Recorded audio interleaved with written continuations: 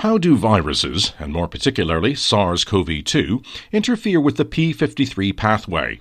We look at the strategies employed by viruses against this tumor suppressor gene. Since the onset of the pandemic, research has been conducted into the extent to which SARS-CoV-2 affects the p53 tumor suppressor gene and its pathway. Two widely published studies from 2020 and 2021 have provided interesting insights into this, revealing the molecular strategies by means of which viruses, such as SARS-CoV-2, target the p53 function. It is also interesting to compare the combat strategies of other viruses with those of SARS-CoV-2, and we will also briefly discuss this below. Virtually all viruses have evolved strategies and molecular tools to disable and/or control cell regulatory mechanisms in their hosts that might otherwise impede replication, dissemination, or persistence. To this end, viruses have evolved specific proteins to target cell decision centers that regulate cell proliferation and survival, as well as the innate immune response mechanisms used by cells to defend against viral infections, for example, interferon gamma-mediated antiviral responses. Among these decision centers and mechanisms, the p53 tumor suppressor protein plays an important role. This stress-inducible factor can directly and indirectly command a variety of signaling pathways that control DNA replication and repair, cell proliferation, programmed cell death, metabolism, and innate immune responses. This broad spectrum of suppressive effects makes p53 a highly legitimate target for many different cancers, which seek to inactivate it by mutation, deletion, or other mechanisms. The p53 protein was originally discovered as a cellular target of the large T antigen, LT, of the oncogenic simian virus 40, SV40. Over the years, a number of studies have identified an astonishing variety of molecular devices employed by each known viral family to hijack, control, or impair the functionality of p53.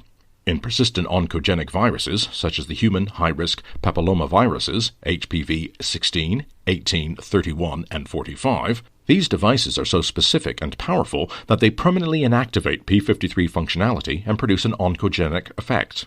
Non-oncogenic viruses also produce proteins that interact with p53 or p53 regulators, thereby confirming that control of p53 is an essential mechanism to support efficient viral replication, propagation, and in some cases, persistence.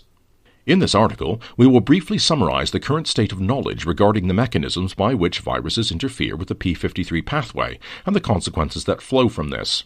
We then discuss the evidence to date on how SARS-CoV-2 attacks the p53 pathway and look at the potential functional impact of this disruption on replication, pathogenesis, and the potential long-term consequences of infection. Viral strategies for the circumvention of p53. Seen from the perspective of a virus, the presence of an active p53 in the host cell represents a threat that must be neutralized or circumvented in order for the virus to go about its business of replication and propagation. The most immediate challenges posed by p53 are stress-induced programmed death of the host cell and induction of innate or adaptive immune responses of the antiviral kind.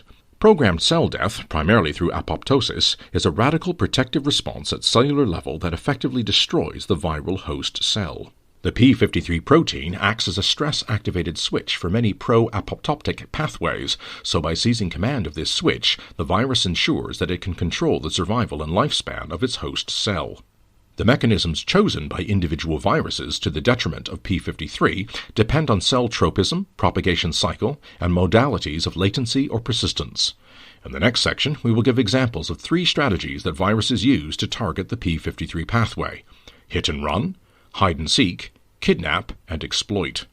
The name given to each of these strategies describes how the virus exploits the host cell for its own replication and propagation purposes, and reveals the perfect adaptation of the virus to a particular ecological niche. Hit and run. Exemplifying the hit-and-run strategy is the influenza virus, IAV, a member of the Orthomyxoviridae family of RNA viruses and one of the most common agents of human respiratory infections. Speed is of the essence for IAV, as the time available to it for the cycle of infection, replication, and reproduction is very short. This cytolytic virus triggers host cell apoptosis to promote the release of virions from infected cells. It therefore employs the unusual strategy of attacking p53 to activate its ability to trigger programmed cell death. Hide and seek.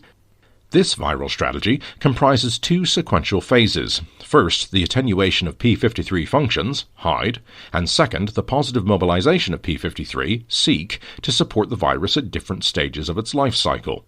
A typical example of such a hide-and-seek strategy is HIV-1, a lentivirus that latently infects CD4 lymphocytes and causes a loss of T helper functions that in turn leads to AIDS. HIV-1 has evolved several proteins that target p53 either early or late in the viral life cycle. Kidnap and exploit. This strategy is a somewhat more sophisticated form of hide-and-seek, in which the virus manipulates p53 with a whole range of molecular tools, not only to attenuate the antiviral effects mediated by p53, but also to exploit p53 as a factor that controls and facilitates viral replication. Examples of this strategy include members of the herpes viridae family, such as herpes simplex virus 1, HSV1, and Epstein-Barr virus, EBV. Infection with HSV1 is often asymptomatic. It manifests itself mainly as benign herpetic skin and mucosal lesions, but also due to its persistence in neurons, the virus can also cause latent, recurrent infections. How do SARS-CoV viruses interfere with the p53 pathway? Information on how SARS-CoV-2 targets and manipulates the p53 pathway is still sparse and limited. However, the information we have for SARS-CoV-1 is more detailed. Given that the two viruses are approximately 89% genomically homologous and share many similarities in their infection and pathogenesis mechanisms, it is reasonable to speculate that both viruses use similar molecular mechanisms to target and circumvent p53. The observations summarized above underscore the fact that SARS-CoV viruses, like most other virus families, have evolved and developed molecular tools that are well adapted to targeting p53 and its signaling pathway. The strategy followed by these viruses shares similarities with the kidnap and exploit strategy described above for EBV and HSV1. The distinguishing feature of this strategy is the hijacking of p53 by viral antigens that initiate alternative pathways for the degradation of p53, thereby not only impairing the suppressor functions of p53, but also protecting it from regulation under stress conditions. This mechanism shifts p53 from its normal cell response pathway to a viral response pathway, allowing the virus to bypass components of the p53-controlled pathways, or even use them to its own advantage. How this mechanism affects the pathogenesis of SARS-CoV infections and, in particular, the progression of COVID-19 remains a matter for conjecture for now. Two scenarios can be considered. 1. p53 could serve as an antiviral factor that limits SARS-CoV virus replication and reproduction. Consequently, the rate and extent of virus replication might depend on how efficient it is in causing p53 degradation. 2.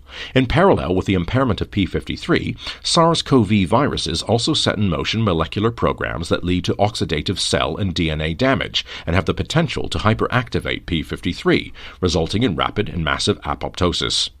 This mechanism could be a contributory factor in the severe lung inflammation and respiratory distress it's seen in severe forms of COVID-19.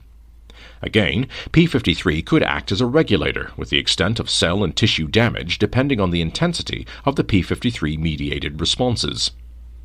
Placing these two scenarios in sequence, one can speculate that SARS-CoV tools, e.g. NSP3 or RCHY1, rapidly switch off p53 function upon infection, thus protecting the virus from innate immune responses and allowing replication. As replication and virus production begin to decline, p53 again becomes available for activation by DNA damage and other stress response pathways of the cell.